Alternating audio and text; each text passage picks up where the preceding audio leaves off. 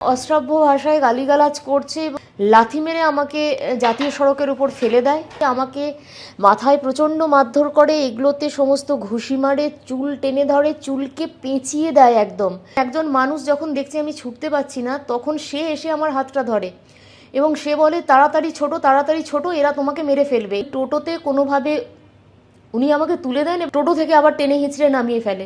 ওই বিপুল সংখ্যক মব থেকে কিভাবে বাঁচবো, এবং সবথেকে গুরুত্বপূর্ণ কথা, রাস্তার পাশে তখন পুলিশ দাঁড়িয়ে রয়েছে এবং আমি একাধিক জায়গায় পুলিশকে বলি যে কোনোভাবে আপনাদের গাড়িতে একটু রেস্কিউ করুন। পুলিশ কিন্তু কোনোভাবেই এগিয়ে আসেনি। আরে ভাই, আমি তো বলছি, আমি তো এটাকে সাপোর্ট করছি না, কিন্তু মবের মধ্যে ঢুকতে বারণ করো। কারণ তুমি তো জানো এটা আমারও হাতে নেই, আমি তো করাইনি ঘটনাটা। জুম্মাবারে এমনিতেই ওরা জমায়েত হয়, প্রোগ্রাম করে। মন্দিরে যখন লক্ষ লক্ষ মানুষ যায়, ভোলে বাবা পার লাগায় যায়, দুর্গাপুজোয় যায়, আমি কি তাদের আটকাতে পারি? কোনো সাংবাদিকদেরও গায়ে কেউ হাত দেবেন না, সবার কাছে অনুরোধ থাকবে। সাংবাদিকদের সতর্ক হওয়া উচিত। মহিলাদের রাত্রির বেলা বাইরে বেরোতে নেই। হ্যাঁ, পুরো সমাজটাকে উনি সমাজবিরোধী মুক্তাঞ্চল করে দেবেন, পুরো পশ্চিমবঙ্গটাকে সমাজবিরোধী মুক্তাঞ্চল। কিন্তু এটা লজ্জার, উনি ভুলে গেছেন পুলিশটা ওনার হাতে। আমাদের রাজ্যের মুখ্যমন্ত্রী সতর্ক হবে না, পুলিশ কখনো সতর্ক হবে না, অতএব আপনাকে সতর্ক হতে হবে। ওই বাসে লেখা থাকে না, মাল নিজের দায়িত্বে রাখুন। আমাদের পশ্চিমবাংলার এখন নিয়ম হয়ে গেছে যে আপনি আপনার জীবন জীবিকা সম্পত্তি নিজের দায়িত্বে রাখুন, কেননা সরকার এখানে দায়িত্বজ্ঞানহীন। মুখ্যমন্ত্রী সতর্ক হবেন না, পুলিশ সতর্ক হবেন না। আপনি সতর্ক হয়ে পাশ কাটিয়ে বাড়ি ফিরতে পারলে ভালো, নাহলে মার খেয়ে রাস্তায় পড়ে থাকতে হবে। চুল ধরে টানছে, জামা ধরে টানছে, ওরা ছুটছে, আমিও ছুটছি। এ যেন মৃত্যুর থাবা থেকে কোনো রকমে বেঁচে ফেরা। মুর্শিদাবাদের উত্তপ্ত বেলডাঙায় সংবাদ সংগ্রহ করতে গিয়ে এভাবেই ভয়ঙ্কর অভিজ্ঞতার সামনে পড়তে হলো 24 ঘন্টার মুর্শিদাবাদ জেলার সাংবাদিক সোমা মাইতি ও তার চিত্র সাংবাদিক রঞ্জিত মাহাতোকে। রাস্তায় ফেলে মার, লাথি, কিল, চর, ঘুষি, বাদ যায়নি কিছুই। অশ্রাব্য ভাষায় গালিগালাজ করছে, লাথি মেরে আমাকে জাতীয় সড়কের উপর ফেলে দেয়, আমাকে মাথায় প্রচণ্ড মারধর করে, এগুলোতে সমস্ত ঘুষি মারে, চুল টেনে ধরে, চুলকে পেঁচিয়ে দেয় একদম। একজন মানুষ যখন দেখছে আমি ছুটতে পারছি না, তখন সে এসে আমার হাতটা ধরে এবং সে বলে তাড়াতাড়ি ছোট, এরা তোমাকে মেরে ফেলবে। টোটোতে কোনোভাবে উনি আমাকে তুলে দেন, টোটো থেকে আবার টেনে হিঁচড়ে নামিয়ে ফেলে।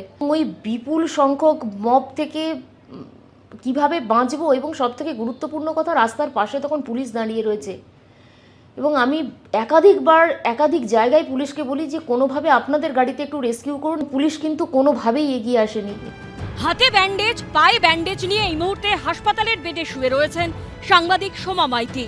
তার চিত্র সাংবাদিকের মাথা ফেটে গেছে। এই পরিস্থিতিতে বিতর্কিত মন্তব্য করেছেন মুখ্যমন্ত্রী। আরে ভাই, আমি তো বলছি, আমি তো এটাকে সাপোর্ট করছি না, কিন্তু মবের মধ্যে ঢুকতে বারণ করো। কারণ তুমি তো জানো এটা আমারও হাতে নেই, আমি তো করাইনি ঘটনাটা। জুম্মাবারে এমনিতেই ওরা জমায়েত হয়, প্রোগ্রাম করে। মন্দিরে যখন লক্ষ লক্ষ মানুষ যায়, ভোলে বাবা পার লাগায় যায়, দুর্গাপুজোয় যায়, আমি কি তাদের আটকাতে পারি? কোনো সাংবাদিকদেরও গায়ে কেউ হাত দেবেন না, সবার কাছে অনুরোধ থাকবে।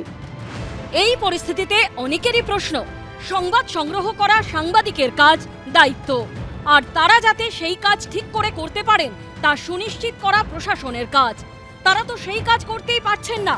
উল্টে মুখ্যমন্ত্রী কিভাবে পরামর্শ দিচ্ছেন যে সাংবাদিকরা কিভাবে কাজ করবেন? সাংবাদিকদের সতর্ক হওয়া উচিত। মহিলাদের রাত্রির বেলা বাইরে বেরোতে নেই। হ্যাঁ, পুরো সমাজটাকে উনি সমাজবিরোধী মুক্তাঞ্চল করে দেবেন, পুরো পশ্চিমবঙ্গটাকে সমাজবিরোধী মুক্তাঞ্চল। কিন্তু এটা লজ্জার, উনি ভুলে গেছেন পুলিশটা ওনার হাতে। আমাদের রাজ্যের মুখ্যমন্ত্রী সতর্ক হবে না, পুলিশ কখনো সতর্ক হবে না, অতএব আপনাকে সতর্ক হতে হবে। ওই বাসে লেখা থাকে না, মাল নিজের দায়িত্বে রাখুন। আমাদের পশ্চিমবাংলার এখন নিয়ম হয়ে গেছে যে আপনি আপনার জীবন জীবিকা সম্পত্তি নিজের দায়িত্বে রাখুন, কেননা সরকার এখানে দায়িত্বজ্ঞানহীন। মুখ্যমন্ত্রী সতর্ক হবেন না, পুলিশ সতর্ক হবেন না। আপনি সতর্ক হয়ে পাশ কাটিয়ে বাড়ি ফিরতে পারলে ভালো, নাহলে মার খেয়ে রাস্তায় পড়ে থাকতে হবে। সাংবাদিকরা খবর সংগ্রহ করতে পারলে গোটা দুনিয়া তা জানতে পারে। তাই কি তারা সহজ টার্গেট? তাই কি বারবার তাদের উপরই নেমে আসে আক্রমণ? রাজীব চৌধুরী, জিলম করঞ্জাই ও সন্দীপ সরকারের রিপোর্ট, এবিপি আনন্দ। এবিপি আনন্দ, এগিয়ে থাকে, এগিয়ে রাখে।